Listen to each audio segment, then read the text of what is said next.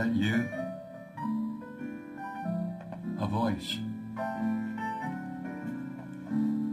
speaking to me. We're setting up a parameter of space-time so we can talk to each other. Are you listening to this? We gotta laugh a little, cry a little, and let our poor heart sigh a little. That's the glory of. That's the story of our perception of ourself in this course, in the miracle that the voice that is speaking to me is coming from outside of this framework, isn't it? What we're going to look at together is the evolved certainty that as we gather here in the idea of this Course in Miracles, we actually have no idea of who we are, how we got here, or why we're here. Yet we hold in our mind the concept of ourself, which causes us to believe that in the idea that the voice that is speaking from out of time is directing us to the certainty that the concept of ourself has actually nothing to do with who we really are. Will you listen with me? Do I have all of the material here when I came for this lesson? Sure. Did I come extragalactically into this situation where I intend to teach you?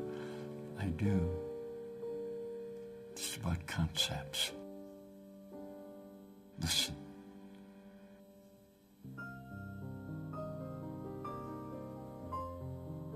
Perception, the act or faculty of apprehending by means of the senses or of the mind, cognition, understanding, immediate or intuitive recognition as of moral or aesthetic qualities, the result or product of perceiving as distinguished from the act of perceiving, of the perception of itself.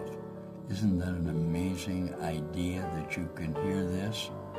Yes, a single unified awareness derived from sensory processes while a stimulus is present within us.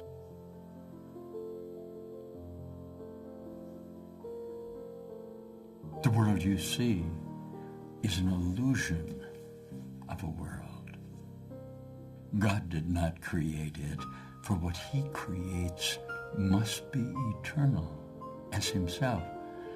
Yet there is nothing in the world you see that will endure forever. Some things will last in time a little while longer than others, but the time will come when all things visible will have an end, won't they? The body's eyes are therefore not the means by which the real world can be seen, for the illusions that they look upon must lead to more illusions of reality. And so they do. For everything they see not only will not last, but lends itself to thoughts of sin and guilt, while everything that God created is forever without sin, and therefore is forever without the guilt of thinking who you are. Listen, knowledge is not the remedy for false perception, since being another level they can never meet. The one correction possible for false perception must be true perception. It will not endure, but for the time it lasts, it comes to heal. For true perception is a remedy with many names. Let's look. Forgiveness, salvation, atonement, true perception, all are one. They are the one beginning with the end to lead to oneness far beyond themselves. True perception is the means by which the world is saved from sin in your idea of yourself. For sin does not exist, and it is this that true perception sees in itself.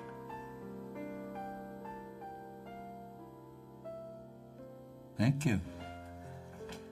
The idea that I am being allowed to address you from the idea of the teacher's manual of the mind training of A Course in Miracles are dealing directly with the conceived idea that the voice that is speaking to me right now, and is speaking perhaps to you right now, is offering me a perceptual observation of myself, which is obviously not the case of what I must really be when I look out into the universe.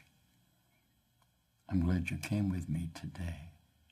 This is the finality to the idea of the voice that spoke to the scribe, Helen Schuckman, when the attention was being given in the practice of the idea that the voice that was speaking was always offering another time and another place in how you were viewing yourself.